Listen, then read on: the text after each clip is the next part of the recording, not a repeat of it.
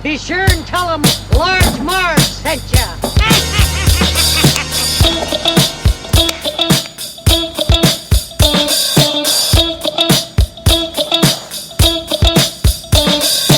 In the 90s, we were just teeny tykes. We liked our movies and our bikes. We wanted to be DJs, but we were just teeny gals. So we went off to college and we remained as pals. 20 years later, we're still watching flicks and we're bringing you the feeling bit by bit. Sweetie and sweetie, we're here to say it's the Large Marge sent us podcast. Hey. Hey guys, welcome to the Large Marge Sent Us podcast, your favorite podcast where two sweetie sisters talk about their favorite flicks from childhood. I'm Sweetie with a Y. And I'm Sweetie with an IE. And we're back with another Mean Girls episode. Can never get enough of the Mean Girls trope. Yeah, we didn't feel like we fully talked out the Mean Girls genre.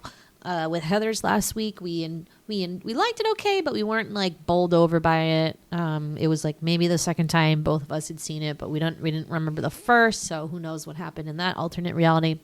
But while we were talking about the Heathers, we brought up Mean Girls, and I brought up this movie that we did today, which is Jawbreaker. So Jawbreaker is a dark comedy from 1999. Mm-hmm. Correct. And it was really panned when it came out, I would say.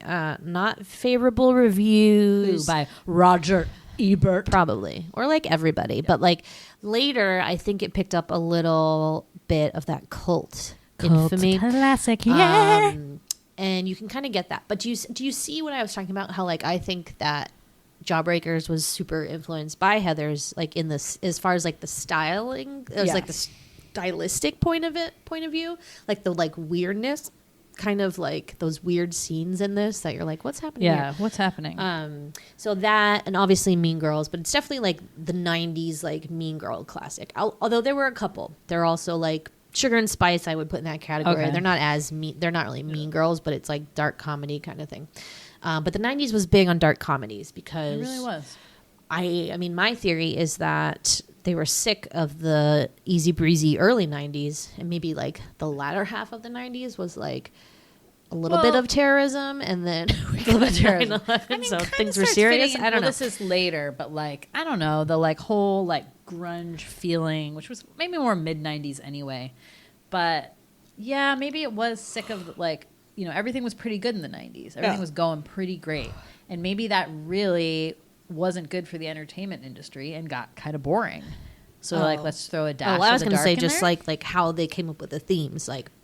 Things were so good that people were so frivolous and whatever. So it cost a lot of people to make media that was a response to that. Yuppies are stupid. All that kind of thing.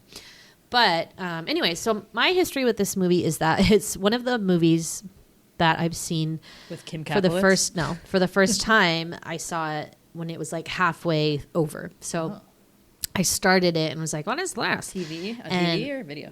Probably TV or HBO or something. And I was so intrigued by it. I love a hallway scene where they're slow motion walking. I actually that. I have that in my notes. The hallway slow strut.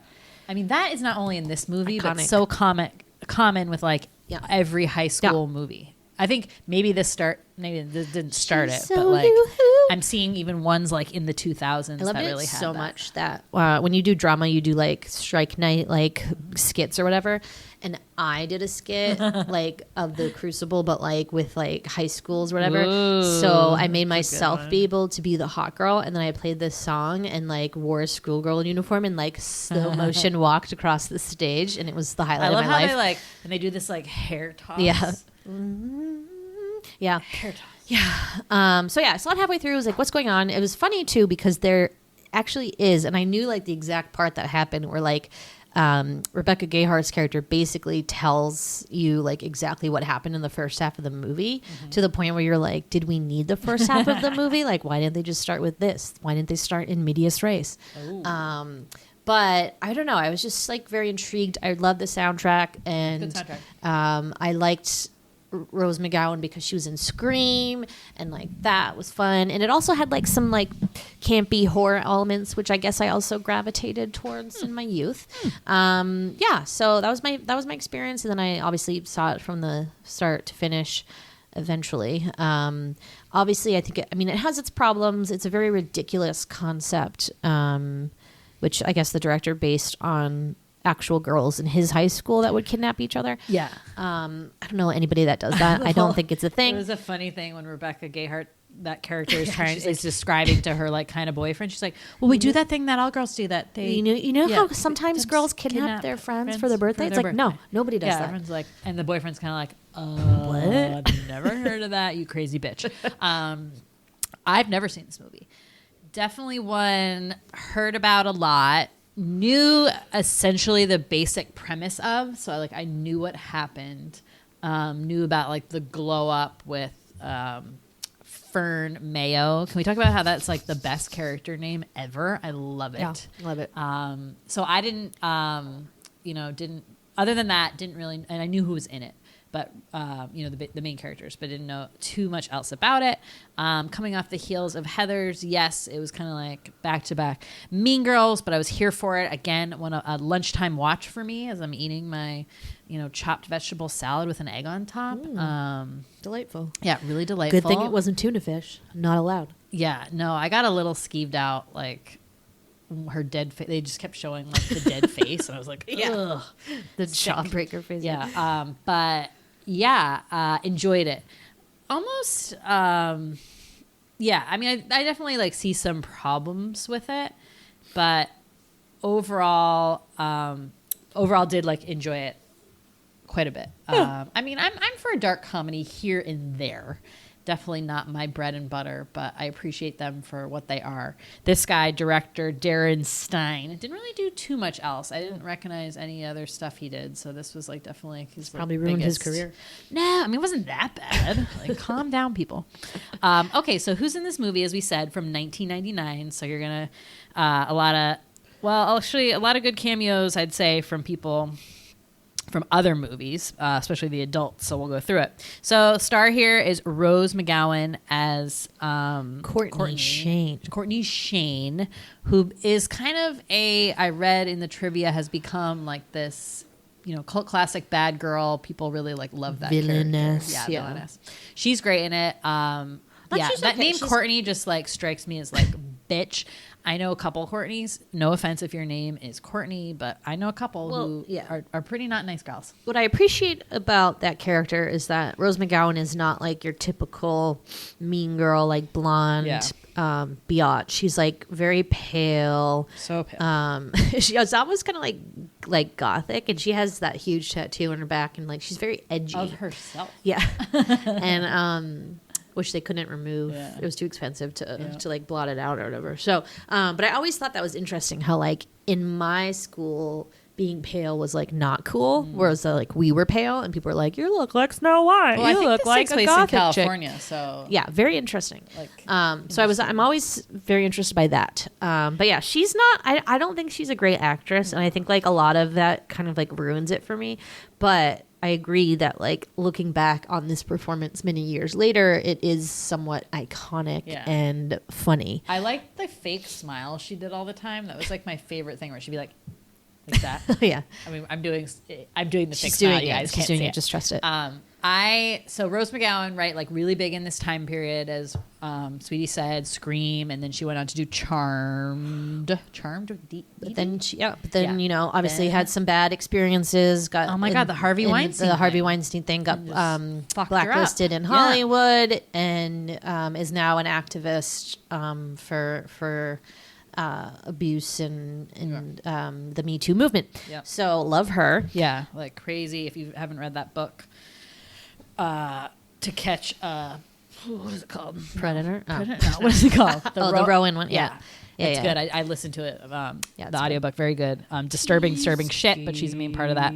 Okay, then you have Rebecca Gayheart, who, again, pretty famous in this time period. So she was in couple other like movies. Now I'm blanking on them, but I remember her from 90210. Who was her character on that? Oh my God. Okay, this is resident 90210 aficionado recently though, guys, because remember she got the box set and then just went crazy. Season 6. And she is the daughter of the mob boss or whatever that kills Dylan's father. Oh, and he's like, I'm gonna date her to find out and get closer to her dad, and then kill him. And then he falls in love with her, and they get married. But then the dad's like, I'm gonna kill Dylan, but oops, his goons kill his daughter instead, and it's tragic. And Dylan's like, no, in the rain. And then at the very end, he's like, I'm leaving, and he like drives off on his motorcycle with the cat that they rescued strapped to the back. I'm like, what fucking cat would drive on a motorcycle? Can you imagine? That cat would be flipping the shit out. But yeah, iconic character. Yeah, she was in Scream 2 as a sorority girl. She was in that movie Urban Legends. That's what I was thinking of. Yep. And then was she in like a big show, like more for herself? No, but she's married to that guy from Grey's Anatomy, McSteamy. Right? Really? Yeah, I didn't know that. Pretty sure. Oh yeah. Okay. So she is she's a gorgeous woman, but she looks almost like an alien to me, like how gorgeous she was and the way her eyes were. I don't know if it's the color or like their placement. I just kept seeing alien when I saw her. Like nice. Beautiful alien. Yeah. Like beautiful, crazy beautiful. Tyra alien. Banks loves an alien, yeah. Yeah. So she ends up being the the popular girl with a heart of gold, let's say. A lot of redemption in that character. Judy Greer as Fern / Violet. So good. Great to see Judy Greer in this. Really, I mean, I still don't think Judy Greer, Judy Greer has made her career post this as like the sidekick friend on all like early 2000 movies, right? Or even mid 2000s. And she's so good at it, but like has Judy Greer gotten her own thing yet? I hope so. I just love her. Yeah. She's great. I mean, she kind of, she was like kind of the main character in this, so like is definitely against type. But yeah, I really, really enjoy her. Julie Benz, who you may know from the show Dexter. She was his wife for a bit before she got murdered. Spoiler alert. Jeez. Haven't watched the show. 20 years later. And she's like the other mean girl who like, there's always like one mean girl who's like not as bad or mean as the main mean girl, but is too scared to like defy the mean girl. So is like the sidekick mean girl. That's her. And then obviously great people like the great Carol Kane, who plays the principal. We have Pam Greer, different spelling of Greer, as the detective. And then a lot of like small cameos like Jeff Conway, who is Kenicki from Grease. And some people from Carrie. PJ Souls, also Tit Soup from Halloween. Yes, right. That's what I remember. Yep. And then William Catt, who's also in Carrie, who's like the cute, sweet Tommy kid from Carrie. But they had like I thought they would have more of a role you didn't because really they see talked about them all the time. All they got out of the car. Maybe they cut out the scene or something and found her body.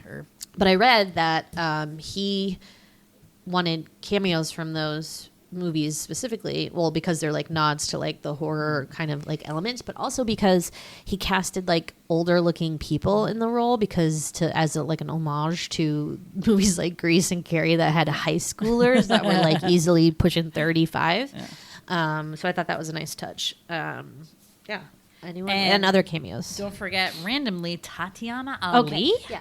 She's like a random cool girl who like is around sometimes, and it's like a very like racially like weird thing where like she's black and it's like she's like at the mean girls table but only sometimes, and like it's very weird. It didn't make any sense. She's just like friends with everyone. I know. I did not understand that character, but good to see her face. Anyone else? No, I didn't recognize the main lover boy. Didn't recognize him. Didn't recognize the Courtney's lover boy with the popsicle, sexual popsicle. And then I didn't recognize the girl who plays Liz Purr.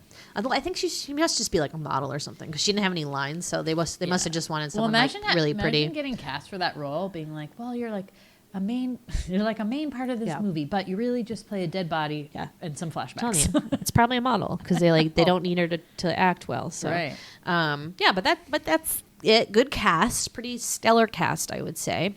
So that's obviously intriguing. Anything else before we kick it off? No. Okay. All right, let's get into it. All right. It's time for the Sweetie Synopsis. Yeah, sweeties. Learn it, live it, love it. You know, I did not know that line came from this movie. And Did it? I think that's just like a... is it just a saying? I think so. Or was it made popular by this movie? Because me think and so. my friend Rebe have been saying that for a while now. No, I thought that was just like a thing. Okay. I'm not sure. Jawbreaker, if I didn't credit you with that through my years of saying that line. An authority I'm on sorry. things. Liz Purr is turning 18 years old, I believe. 17. Oh, what? Yeah. And is this a senior? I Bummer. know, weird. Turning 17 years old. And, you know, as you do with you and your gal pals on your gal friends' birthdays, you kidnap them and scare the shit out of them and humiliate them. Yeah. It's like I don't very know confused. about So the that. plan was they were going to kidnap her. She's like in her bra and underwear because she's sleeping. They're going to bring her to stuff her face with pancakes in her bra and underwear. I'm confused. And then they're going to tie her to the flagpole at the school. That's awful. Yeah. Like, I don't want that for my birthday. What kind of friends are these? I know. So Are they frenemies? I mean, it's definitely like that mean girl like thing of like, why are they doing this? Right. Obviously, they're psychopaths. But it goes horribly wrong because Courtney Shane, the leader of the group, has decided she needs to stifle her screams by sticking a large jawbreaker in her mouth and then taping it over. So my thing was like, you have the tape. Why do you need to make her not scream? Like, very weird. What's her intention all along? Right. Was it to kill her because she wanted her out so she could be like top dog? I don't know. So, yeah. So we have Courtney Shane, who's like the leader. Julie, played by Rebecca Gayheart, who's like, they don't, Fern kind of is the narrator of this nerdy girl. She doesn't really give like a lot of backstory about Julie. She says she's mostly just known important because she's Liz's best friend. Like, I got the sense that she was like the C-list member of the group. Okay. Whereas like Liz was probably number 1 before she died, Courtney number 2, you know? Right. So she really moves up in ranks because of this story, basically, but also because she was closest to Liz. And then Marcy, again, is like the little kind of like ditzy one who just like follows whatever Courtney says. So they stuff her in the trunk of the car. They drive to the diner with like the music blaring. And then they get there and they have a Polaroid camera ready. And they open the trunk and they're like, surprise! And they're like, oh my God, what's wrong with her? What's in her Throat. And like, there's the giant jawbreaker is like lodged in her throat. Scary, and that was like a man. huge fucking thing. So there's no way that she could have swallowed that. Like, unless, I mean, I guess her saliva could have like made it Yeah, that's what I smaller thought. It and then like melted? slipped in. But Yeah. like, I don't know. It seems far-fetched. But they're freaked out and they're like, what do we do? What do we do? So they like close the trunk, put her back in, and then they decide they have to do something right now because they can't think about it. So first thing they do is they pretend to be Liz's mom and call the school. I guess her parents were away. Thank God. So they call the school, pretend to be her mom, and say, Liz is sick. She's not coming to school. Can someone bring her assignments? Knowing that like Courtney will be the one to bring the assignments or whatever. So they get to school and they're all acting like, I mean, Julie's pretty freaked out, Rebecca Gayheart. Marcy's pretty freaked out, but Courtney's like so calm and collected. It's like very unnerving. Like, I think she's spooked for like a half a second when they open the trunk, but that's really it. And then she just kind of like, do, got a plan. Well, she's like kind of a psychopath, Yeah. I guess, and this is totally revealing that. And also, I think she starts to realize that this is going to work in her favor. That now the girl that everyone liked is out, and she's now number 1. Just kind of like in Heathers when Mean Girl Heather dies. Right. And stars Shannon Doherty and was in my 90210 God. with Rebecca Gayheart. Had a guest star role. 6 degrees of 90210. Crazy. Yeah, so they go to school. So they're like, Excuse? is she in the trunk the whole time? Yeah. They're at school. So she's in the trunk, just like chilling in the California heat, whatever. And Julie's like just like basically losing her mind over this and is like, we have to tell someone. Courtney won't let her. So then they finally figure out like how they're gonna get away with this. And Courtney like devises a scheme where like, we'll just pretend that she was like raped and murdered in her bed and we'll like position her body so it looks like someone was raped. she was raped. And Julie's like, what? Like, that's not there. No one's going to believe that. Like, there's no evidence proving that. And Courtney's like, there will be. And so they set it up. But while they're doing that, Courtney had forgotten to pick up Liz's assignments to bring home. So the principal gives them to Fern Mayo, who's like this wallflower. She's mousy, like long brown hair, very quiet, wears chunky, bulky sweaters, doesn't have great posture, you know, the usual. Yeah, isn't noticed. And she's like creepily obsessed with Liz Purr. I don't know. I couldn't tell if it was like lesbian thing or not. Like, or it was very just weird. Wanted to be her and be close to her, like that popular girl thing. That. But yeah, she seemed like, you know, little stalkery. Yeah. But she's excited. So she's going to bring her like the assignment. She's all excited. She's like, Liz comes in the house. See, here's the girls talking about this cover up that they're scheming. Opens the door and they're like, hey, what are you doing here? But then she sees Liz's dead body in the bed and like tries to run away, and they grab her.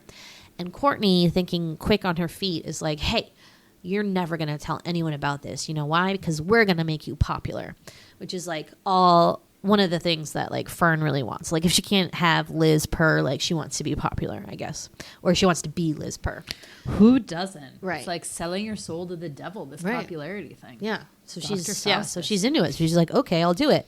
And at this point, Julie's like, all right, I'm out. Like, this is insane. Bye guys. Like, catch you on the flip side. So they give Fern a makeover. And this was the part that I was like, who are these people? Like, there's like this weird like cut scene of like these strange, like almost like Tim Burton-esque like people being like, and now we will give your hair a sheet. And then, you know, like, and it's like never really explained. And that's juxtaposed with like them preparing Liz Purr's body. It's very strange. Yeah, I was so disappointed in that because I love a good glow up. So I was like, okay, I know, like, we didn't really get to I'm waiting see for this. And then it was the like some makeover. circus thing. I was Right, like, yeah. But they turn Fern into Violet, and she has like this like platinum blonde hair, this like shortcut, wears, you know, sexy clothes. It does. I mean, the hair looks good on her. I will say Yeah. the brown, mousy brown was not working with her. Clearly not. Yeah. So Liz's parents come home. They find the body. An investigation starts. So now, like, the pressure's really on for everybody because they have to, like, really, you know, stick the landing of this scheme. And Courtney, at one point, is like, says something weird, like, under her breath almost one time, where she's like, they'll find evidence. So you're like, what the fuck does that mean? So let's see. So Julie again has like parted ways with the gals. She immediately picks up the like hot drama boy as her boyfriend. Here is what I think was the weakest part of this movie.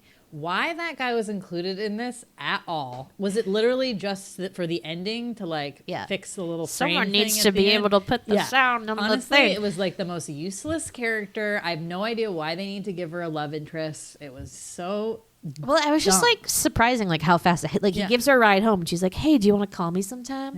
And then they're like boyfriend girlfriend. Right. It's very and strange. they're like going to this like abandoned drive-in and like having these like soft moments very randomly like thrown in there. I was like, this. But finally, she tells him like what happened with Liz, and he's like, "You gotta go to the detectives." Right. So she's all ready to like tell the detective the truth. But then she finds out that they're already arrested somebody who was a DNA match to the like semen that was found at the scene. You know or who whatever. they arrested for it, guys? Marilyn Manson. Ew. Okay. Ugh. Did you know that? Yes. Okay. When I was watching this, so they have this scene where again you're like, is this real? You're trying to. Okay. Courtney is telling the story that Liz liked older men and would go out to these bars and go like hunt for them. So it's this girl and like. Once you see the corset, you're like, I don't think that's her. But anyway, you're led to believe that it's like her narrating this, what happened with Liz, this like fake story. But really, it's Courtney going to this weird like dive bar and picking up this guy. Because we know that's not what happened. I mean, I didn't know. So she picks up this guy. He like turns and he's like makes these like licky face. And so I didn't know Marilyn Manson did a cameo in this. He did because he was dating Rose McGowan at the time. But the first thing I thought of was like, oh God, like a Marilyn Manson lookalike, like sick. Why did she not think it was him? Because he didn't have his scary white makeup on. Hello. Oh my God. Okay. first of all, disclaimer, Marilyn Manson is a terrible person, and it made me a little nauseous to see him in this after watching the Evan Rachel Wood documentary Phoenix Rising on HBO Max, where she like finally like tells her story about what happened to her. Rose McGowan, who dated Marilyn Manson, you may remember, came forward and said she supported the women who made the claims against Marilyn Manson, although she says that that did not happen to her when she was dating him. Which is always, she was like, does not mean it did not happen to these women. So once again, Rose McGowan is the queen. Like, what a great response. It is interesting that like he didn't do that to her. And it reminds me of like Michael Jackson and like Macaulay Culkin, where like, I feel like you need to have like one person that you use as the like straight, like the person that the thing didn't happen to as like your evidence of like why you didn't do it or whatever. Like, I didn't do it to this person, so they're obviously making it up. But he's a terrible person, so I don't want to talk about him. But gross scene. Oh, so gross. Yuck. So but yeah, basically Courtney like picked up some dude and had sex with him in Liz's bed while the dead body was under the bed. Like, creep city. Now what I question is that they would not have found semen in Liz purr, which, okay, he used a condom, I guess, is how you do that. But like, she was a virgin. Yeah. So like, how did Courtney, like, did she like obviously stick something in there? No offense to the Pam Grier character. Strange. But not too sure. Obviously, I'm just like, I'm not sure how anyone bought that. But anyways, so after Julie finds this out, she like freaks out and she's like, we gotta get her. Instead of being like, hey, cops, like I have the real story. Like, you know, like I feel like she could have ended it there if she just like told them the truth. But her boyfriend, Zach, is like, you need evidence. So first thing they look for is the Polaroid camera that Courtney drops at the scene after they take the picture. This seems like it's like a week or two past when this event happened, and they like go to find it. They're like, oh, it's not here. That drove me nuts. I'm like, did you look at all? Why would it? Of course it would have rolled. Why would it somewhere. be there? No, but it wouldn't be there. Like, who was like, this is a broken Polaroid But they camera. didn't look at all for any evidence. Yeah, that was the camera or the Polaroid, which probably just like got blown in the wind and is in a gutter, which is where it was. I'm like, what are you, stupid? Look around. Yeah, that was dumb. So they're like, oh, out of ideas, Courtney wins again. And meanwhile, Fern/Violet is having like a huge glow up and everybody's obsessed with her. Courtney's trying to weave it into like, let's make Julie's life a living hell by having Fern like date Zach, the drama guy, but he doesn't fall for it. But then, you know, classic, Violet gets a little too big for her britches and starts kind of overstepping the number one mean girl role, and that pisses Courtney off. So she's like, that's right, I'm gonna ruin you. So she does the classic move of photocopying the truth about someone and what's that word? Disseminating. Mm-hmm. Sounds like semen. From that word, perhaps. Ew, gross. But anyways, spreading the flyers and just like all over the school of who Violet really is. You're telling me nobody in that school recognized her? I know, ridiculous. Like, wow, she really must have been invisible. So poor Violet is like faints and like people are like throwing things. Like, what a terrible school. Yeah. So Julie and Zach find her and they're like, don't worry, like we'll get Courtney back. And so again, though, they need evidence. So the big prom is coming up, obviously everyone's favorite time of year. Courtney's hoping she'll be prom queen. Julie is going through a bag of stuff Liz Purr's mom thought she might want to have, which is like her old stuffed animals, and then this card from last year's kidnapping that is one of those like hold the button and record a message things. And so apparently at some point when this is all going down, Courtney was holding that card and was holding the button and said, I killed Liz. I killed the teenage dream. Deal with it. So when I watched this in the middle, so I missed the whole beginning, I did not understand for the life of me like what Courtney was saying and like why she was saying both parts of that. Like I was like, is Rebecca Gayheart saying the first part and then Courtney's saying deal with it? But no, she's like being like, I killed Liz. I killed the teenage dream. Deal with it. Which like I feel like is not incriminating enough. Like what does that prove? Yeah. Like nothing. I don't think it would have stood up in court, let me just say. Right. But she's like, we got it. So they go to the prom. Zach hooks up the card with like a complicated wire. Not only a drama whiz, but look at him go with this technology. It's really weird. Rewiring a so speaker system. luckily Courtney wins prom queen, and as she's accepting it, she does a speech, and they start playing this card like over and over again. And then slowly the people in the audience start being like, hey, that's her. She killed Liz. And then they all turn on her and are like throwing flowers at her and corsages. I was cracking up. So they're all throwing their, because prom, right? Their corsages and boutonnieres, like they're rotten tomatoes. Or they seem like rotten tomatoes from the way Rose McGowan is reacting and to them. Like petals are like kind of exploding. And it was then cool. it's all in slow-mo.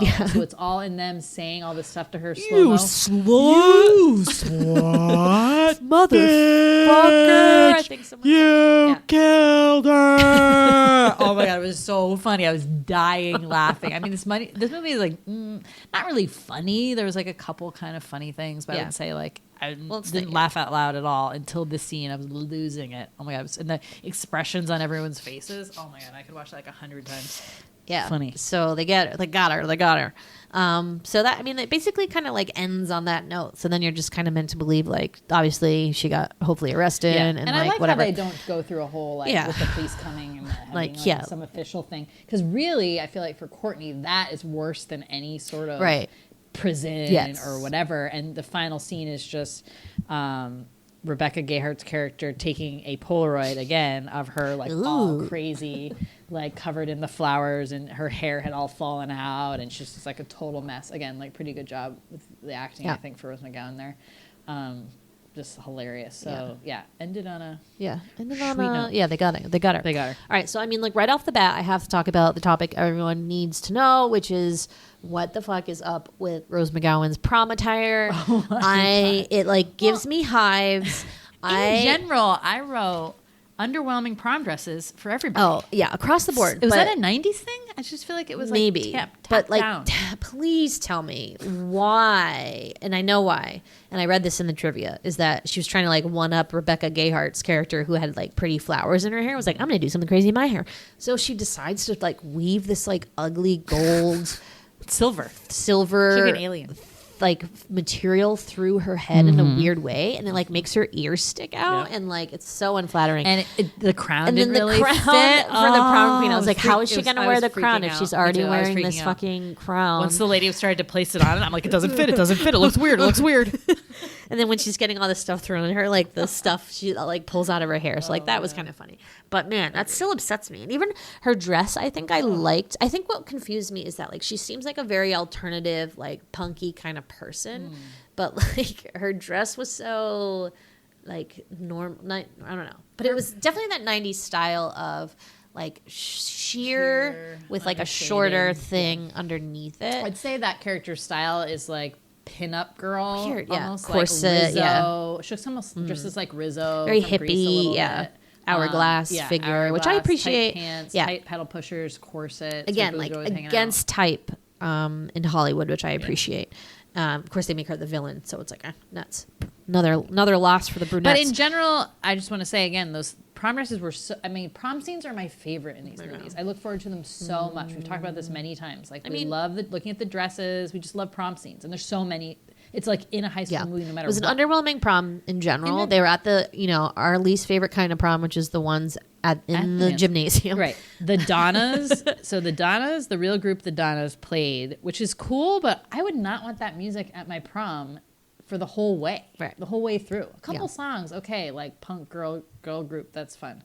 But whoa, that was just too much for me. Yeah. And then like so Fern and Julie's prom dresses. Ooh, yeah. I just was like cash. They just seemed cash to me. Yeah. Yeah. And I didn't like the blue flowers in her hair. Too matchy. No. Everyone else just had, really just not, it just looked too cash. Yeah. Maybe again, this was the time period, 90s. They're like, we don't care. Kind of. I mean, it was like reactionary to the overdone 80s.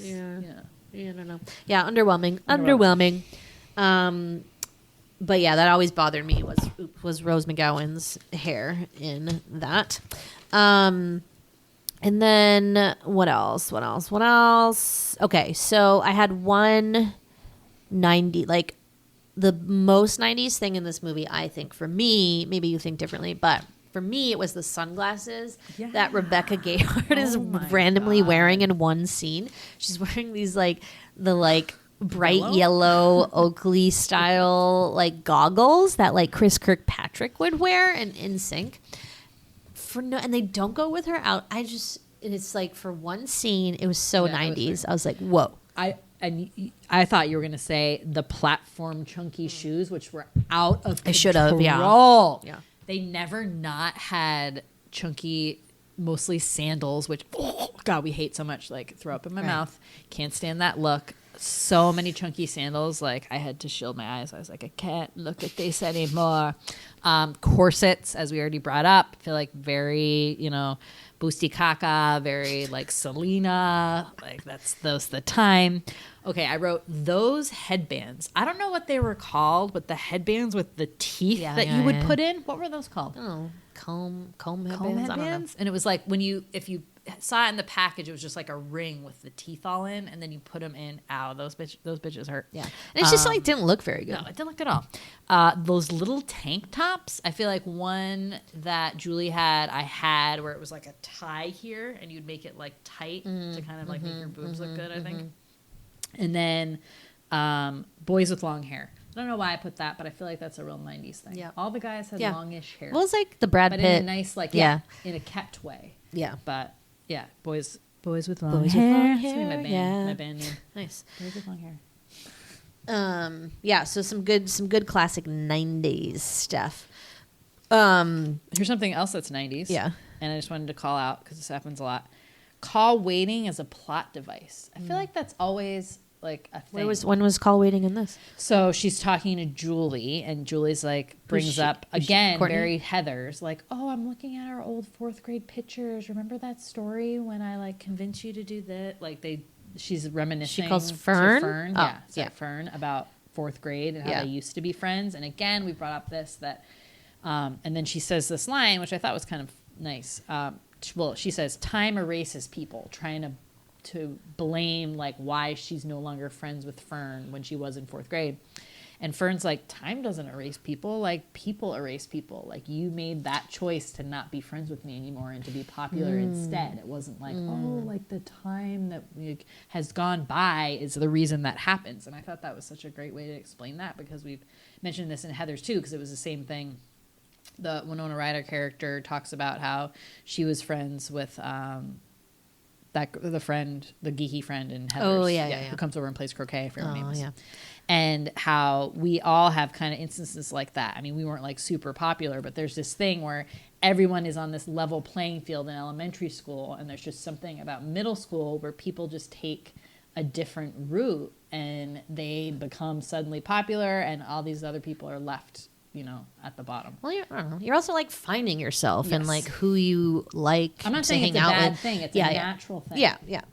Yeah. That was I was like, oh, they knew each other. That's cute. Which is interesting also because in the beginning, voiceover, Fern doesn't really give Julie any credit. She wasn't we used to be friends. She's more obsessed with Liz, who she thinks is nice because she stopped and helped pick up her books one time in the hallway.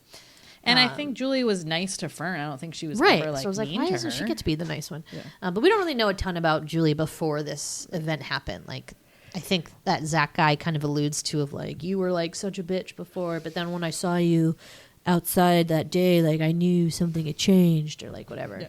But she accidentally killed her friend. The waiting thing was, so she was on the phone with her, and then Courtney call waiting's in there and is who you talk why are you picking up after one ring, blah blah blah. And it reminded me of the Mean Girls where there's that whole kind of call waiting three-way thing. Three-way calling.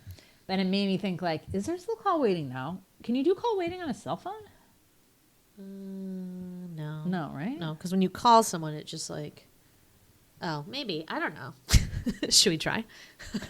Well, when you Let's call, test at least it. on an iPhone, you can do pick up. But you can tell when someone's on the other line when you call someone. It's a different ringtone. Well, it used to be for call waiting too. I remember. It Yeah. was that double Oh click. yeah, ding ding, Yeah. ding ding. Yep. Yeah. But man, love the plot point of thinking you've disconnected, but you haven't. I'm telling thing. you, it is such a Doesn't- plot But that point. doesn't happen in doesn't. this, right? No. Yeah, no. But it's just like call waiting. She just like never gets back to her, so she's just like on the line and finally just like hangs up. So yeah. that was sad. Totes.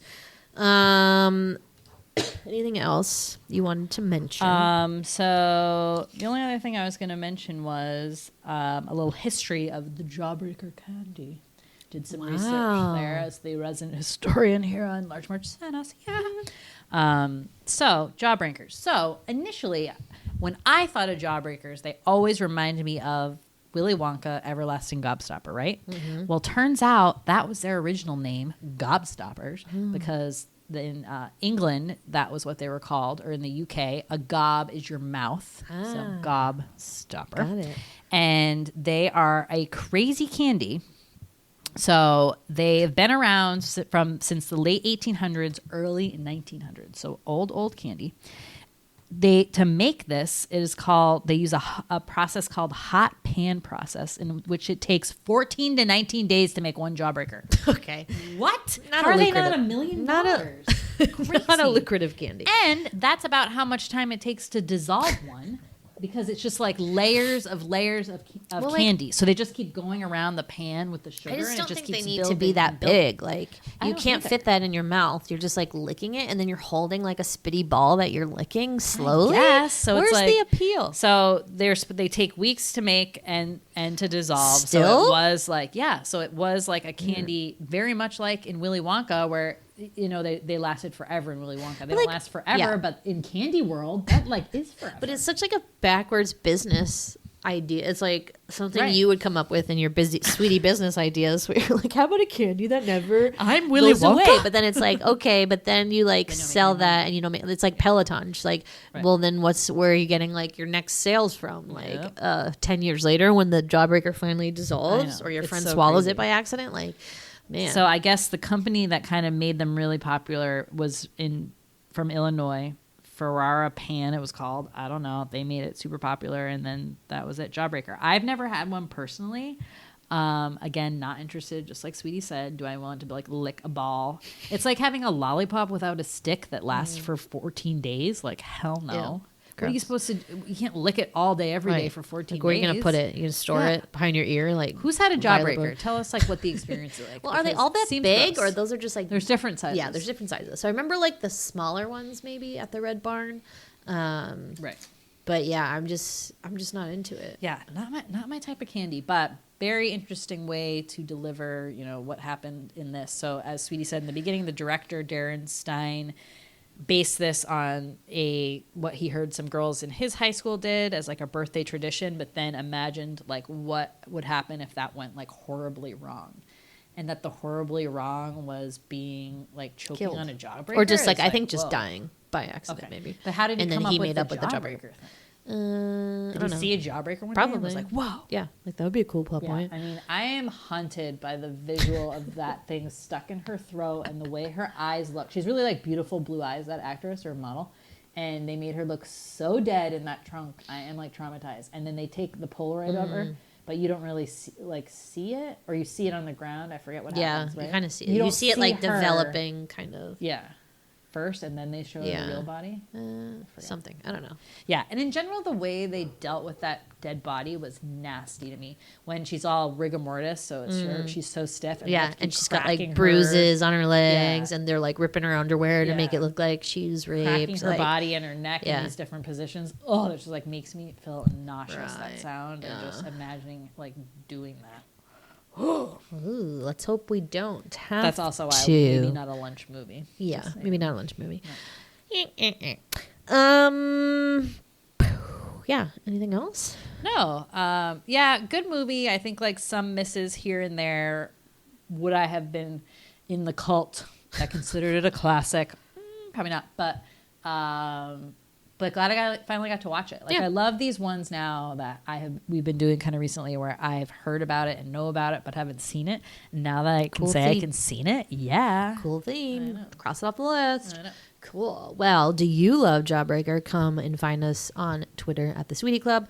on Instagram, if our account is still active, here's a little story Sweetie has to guys. tell everybody today. So if you get hit with a message that says, "Hey, what's your birthday?" on Instagram, I thought it was all like cute. You know when they ask you like your birthday, you're like, "Oh, like that's so nice." Are they going to send me like a birthday message? I don't know, right? My birthday's coming up too. So they said this on our Large Merge Tennis account. So I was like, "Oh, okay, like I'm going to be cute. I'm going to put in the Large Merge Tennis birthday, which is August 6th, like 2016." So then it says, "Hey, it says you're 5 years old here." And then I clicked OK. And unfortunately, that hopped me into the next category, which was you're too young to have an account. You need to verify it. We're shutting you down in the meantime. So then I had to fill out this form and include my photo ID that showed that I was not 5 years. Hi, I'm almost 40. What's up? Oh my God, like what are they going to think? So hopefully that all went through, or else I guess we have a month. I can probably email them if I don't hear in a couple days. But like, I'll what be the your hell? witness. Don't fall for that, guys. And it did say, like, if this is a business account, like, use your own birthday. But for some reason, what? It suggested it. I didn't think it was like they were trying to, like, weed out people that were too young. They weren't Why? like, we need to authorize you. They didn't give you any like No, warning. no. I guess they're trying to like catch people in the Exactly. act. That's what it was. But It was like, a trap. you It gotta was a be trap. like, okay, there's no way a 5-year-old would know how to set up That's an what Instagram I'm account saying. for a podcast and like tweet like normal things, or sorry, Instagram and like post things. Hilarious. Great job, Sweetie. Great work. So hopefully we get that straightened out. But you can, if we're still active, we're on Instagram at Large Marge Sentence. Hopefully still. Anyways, thanks guys. I'm going to create a movie just about that. Yeah. Great. Jawbreaker. Thanks for Face- listening. Instagram breaker. Bye. Marilyn Manson is a rape artist. Fuck him.